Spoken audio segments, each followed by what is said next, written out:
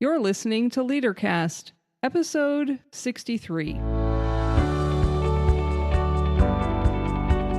Welcome to LeaderCast, Transforming Missions podcast with Tim Bias and Sarah Thomas, providing you with insights and resources you need to lead a movement of Jesus followers.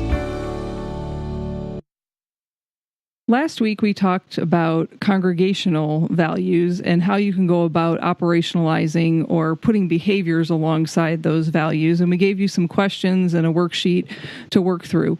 This week, we want to do the same thing with personal values. And really, there are two pieces to this in terms of knowing and understanding your personal values. As a leader, you need to understand what you value so that you can lead from that place.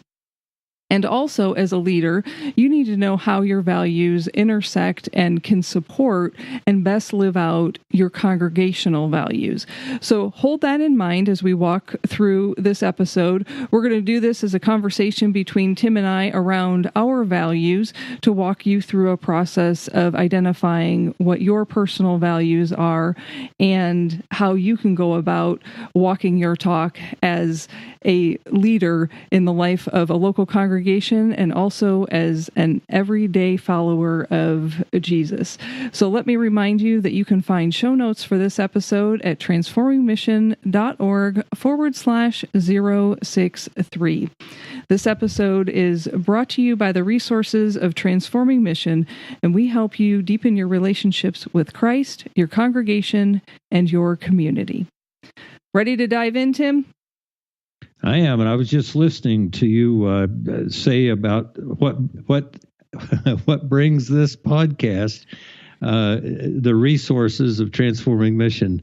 I just want to encourage people to take a look. I really do, because the work that you've put into this, and that we feel like that we've done to help people be the leaders that God has created them to be. I think we've nailed something. So thank you for saying that every time we gather around this podcast. You are welcome. So we're going to turn to personal values. And Tim, I want to ask you the question, what are your values? And before you answer that question, for our listeners' sake, let me say this. You only have one set of values. So you don't have a set of values that define who you are as a pastor serving as a district superintendent, and then over in your personal life as a father, as a husband, as a grandfather. It's all one set of values. So as we have this conversation, I want you to be hearing the integrity through which these values are being lived out. So the first thing that we're going to do is we're going to help Tim name his values. Now, he's done a little bit of work before we've come to this episode, working through the worksheets that we've provided for you to be able to identify his values.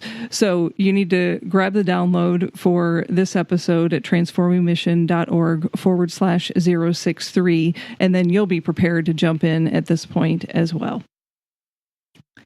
So, Tim, what did you identify your values as? Well, I would say that I like a lot of them. I would aspire to many of them, but I think the two that I would settle on are grace and consistency. I see maybe the defining value of my life is grace. So, holy cow, Tim narrowed it down to two values. Let me just interject here for a second. Yes, that is exactly what we're asking you to do. Not to have 22 values, not to have 10 values, but to use the resources that we've given to you to narrow it down to two. And how you're going to know that these are your two core values is through the process that we're working through right now. So, Tim, tell us a little bit about, let's just focus on grace at this moment. How does grace define you? Or would you rather have me answer that question for you? Well, you and I have had conversation about this just in helping me become more who I'm supposed to be and understanding that. So you can straighten me out when I'm going off to the wrong side here. But we've used the word of grace. In the scripture, grace and generosity come from the same root. And so I think sometimes I start from a place of generosity. I give people lots of space. I assume people start in a good place and they're doing the best they can. My job is to help them be even better. I think everybody has something to offer. And so I try to start where people are, and then in myself, I'm naming whatever barriers or things that are there, then asking how do we get beyond those barriers so people can live life to their fullest. When I do that with churches, one of the things I do sometimes, I don't want to give my secrets away, but sometimes what I do with churches is say, when we get stuck and there's some kind of problem, after we've had some conversation, I say, why don't we just put a mark in the sand right here? We're not going back beyond this. So now we've done all this. Now let's move forward. Because part of what I see grace is, it's not condoning behavior. It's not anything goes. But it's kind of redeeming behavior where who we are and what we're about can always be shaped and molded to be more who God would have us be. Does that answer the question? You may have just answered the next question, but I'm going to toss it your direction anyway. How does grace as a value define who you are at your best? Well, Sarah, I think I take people at face value, but then I cut people a lot of slack, and it's not because I've dealt with this all of my life, and sometimes I've gone through a period where I say, well, I just don't like conflict, but that's not it. And sometimes it's I just want people to like me. Well, that's not it. It comes to a place where I want people to live their best. And how can they live their best if what I'm doing is cutting them off or dismissing them? So there's a place where I always have to make a decision. So I'm living this out, and where I think I do it at my best is that when I finally get to a place where I'm saying, now what am I going to do to help these people do what they're supposed to do? I'm not tossing them out. I'm figuring out what's the agency that we get to this next place? What is it we have to do? So that's part of what that is. So grace for you is really what helps you to make the hard decisions to be able to move forward as a leader, either with groups of people right now in the role that you're in, either with groups of local church leaders, or it might even be around the cabinet table with your direct colleagues. You use that as a filter through which to make decisions. So, are you ready to take step 2? I think so. And step 2 is really naming the behaviors behind your values. So Tim has given us some perspective on how he thinks about grace and how that comes, how that defines who he is as a leader. But here's my challenge. It's coming in the form of a question. What 3 behaviors support your value of grace? You offered help on the first question. Maybe you can help me with this one. Because when you say it, then I'll say, oh, yeah, that's it. But it's just so much of who I am. I think part of it is just me coming alongside and asking the question, what do you need from me to be who you need to be? And I would make that even more basic. Before you ever get to the what do you need from me, I see grace as a behavior for you coming out and asking the question. Instead of jumping to a conclusion or basing everything that you might be thinking or wanting to think on a previous behavior, most of the time, we'll get to the times when it's rough. Most of the time, you ask the question.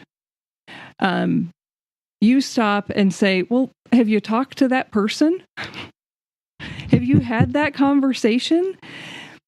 And I see that as a behavior of grace, because you are not giving someone who may be in a position of authority preference over a person who may be bringing a complaint, or even if they want something to be done. How many times have I heard you ask the question, have you had that conversation with your pastor? So like I said, you would say something and I'd say, oh, that's it. I just don't think of it that way. But yes, that is one of the things and I don't know why it comes out that way. But if we're going to be in relationship with one another, and it's going to be a healthy relationship, I don't need to be brokering the relationship. I need to help people step up and use what God's given them to have the conversations to develop the relationship. So with the question that you've just said, that yes, that's one of the ways that I behave in trying to help people be who God would have them be. That's one of my values. What's another behavior that supports your value of grace? Sarah, Tim doesn't like talking about himself. That's what this is about, folks. I can tell you one that's not a behavior that's not part of what I do. And that is, I make decisions based upon the mission of the church and not on whether people are going to like me or not. What does that have to do with grace? Well, I think an aspirational piece of grace is that everybody has to like us, so we just let everybody do what they want to do. Anything goes. I mean, certainly if I'm a person of grace. That happened in a church once. I was asking people to be centered upon Jesus, and I had people that say, well, we used to focus on grace, and you're having us focus on Jesus, so we're going to go find grace. The idea is that we were holding people accountable to a mission, and not that they could just do whatever they wanted to do. So grace for you may have just been saying it. Grace for you is costly grace. It comes with alignment around what your purpose is and the direction that you're trying to lead in an organization, that not that you have set that direction, but that the direction of the church has been set by the mission of God. And that's where I would say it's redemptive, because that gives us some direction. It's not condoning behavior, it's redeeming behavior. And behavior is not the right word, but it's not a condoning of if grace isn't costly, then we can participate in sin pretty easily and not change. There'd be no transformation. So I'm thinking of a couple of stories that you have shared with me about people who have found themselves in tough situations, either in violation with the law, or they have found themselves living on the street. And what I'm remembering from those stories is there was love for the person in the midst of that, and also the responsibility of you coming alongside them to help them live into a new reality. And I think that's what costly grace is all about. You didn't abandon people. you walked with them through that time of difficulty. You loved them as best that you could by either showing up and being present with them, checking on them, asking if, have you done what your parole officer has asked you to do. There was some accountability in that, but it was all done with a spirit of love. Yes, and in the position that I hold now in the institution, it's very easy to put institutional concerns and values above the care of individuals, and sometimes it's coming alongside of individuals to help them move more in the direction of where God would have them be, so the institution doesn't dismiss them. So let me move us to the opposite direction in terms of what happens when you're not living into the value of grace. Or maybe a better way to say it is, what action are you tempted to do even though those actions may be counter to your value of grace? Can you think of a time that you were backed up against the wall, or you were tired, or you were just exhausted by what was happening, that the behaviors that are outside of your value of grace? And why I'm giving you a second to think by saying this, why you want to define these behaviors is because then they become signals to you. I'm stepping outside of my value of grace when you do these things. And so you can then, the people that are around you as well as yourself, you can call yourself back to your values. So I think maybe it shows up in ways that, let's just use being tired or frustrated, that it would show up in a way that I'm jumping to a conclusion about someone or a situation without doing what work I need to do to have conversation. So I'm jumping to a conclusion to make a decision. I can think about that recently in terms of a feeling like I was violated in some way, or that there was something that was where I was left out of something. And I felt like, well, that's being done intentionally. Whether they intended to do it or not, it's because they don't really care about me, and that decision was made. And so out of my own frustration or tiredness, I would have left it that way and just continued to let that fester, I guess. But I didn't. What I did was approach the person, and it wasn't anything like I thought it was at all. And so it all works out differently. But if I'm not, I think one of the places that I step out of that is that if I don't want to pursue it, then I'm making up my own story, which usually isn't correct. Okay. So that gets to what we're talking about, doesn't it? Yeah, only you can define what those behaviors are.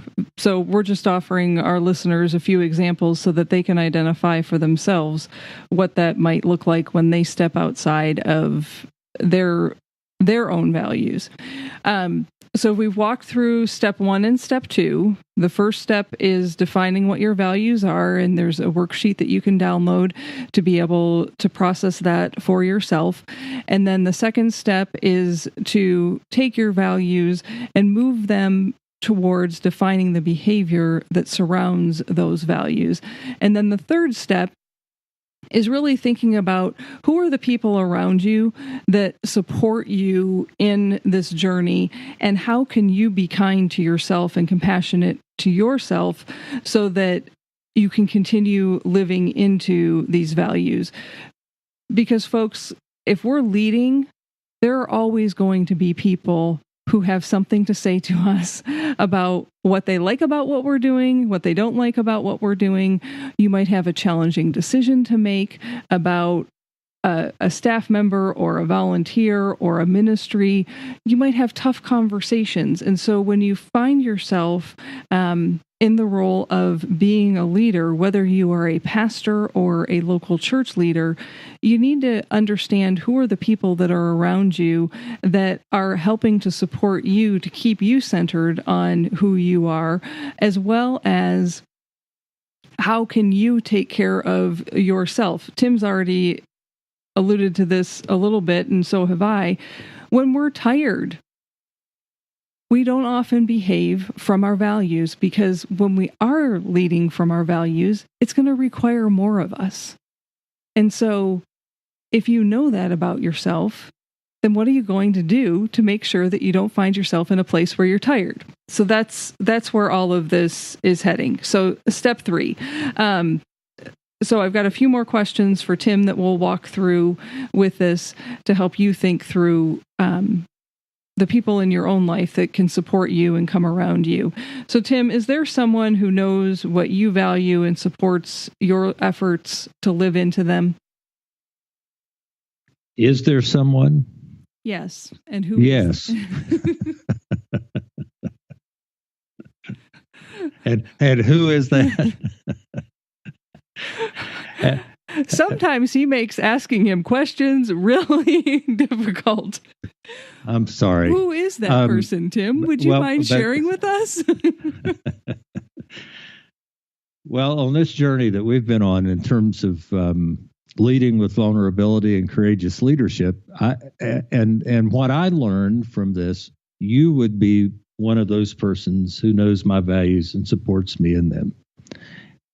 You, as a coach, have helped me identify and to clarify those values, and along the way have pointed out, as you've done with this podcast, here's some behaviors that you have in regard to your values. So, yes, there is someone, and I would name you as that person at this moment. So, what does support from me look like to help you live into that value of grace? Well, part of that for me is that you ask questions like you're doing right now. You identify, or you can see, as we set up a time to do this for me to be healthy as a leader. You begin to ask the questions that I need to be able to answer for myself, and then you help me identify where I am being a person of integrity with my values, where it's not an aspirational, but it's a real value. So part of it's just asking questions and having conversation with me to be able to see where I need to be and where I'm going. As you think about self-care, or the phrase that I appreciate more is self-compassion, to support yourself in the midst of living into that value of grace, it's hard work. So what can you do as an act of self-compassion to support yourself in that hard work of living into your value of grace? Sarah, because I'm always trying to think of humor. Humor is always a part of it. I extend grace to myself. There you go. And so, Tim, we're all our hardest critic. And so when I see Tim being his hardest critic, I'll say things to him like, so why are you offering grace to everyone else and not to yourself?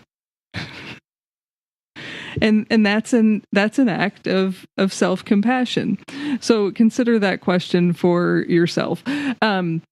What are early warning signs or indicators for you that you're living outside of your values? Some of the things that often come up is, for other people, I'm not saying this for you, I'm giving you time to think about this question. Sometimes folks start pretending So behaving in ways that are really, they've seen other people behave and they try to pretend in that way. They might perform, which is really a cousin of pretending.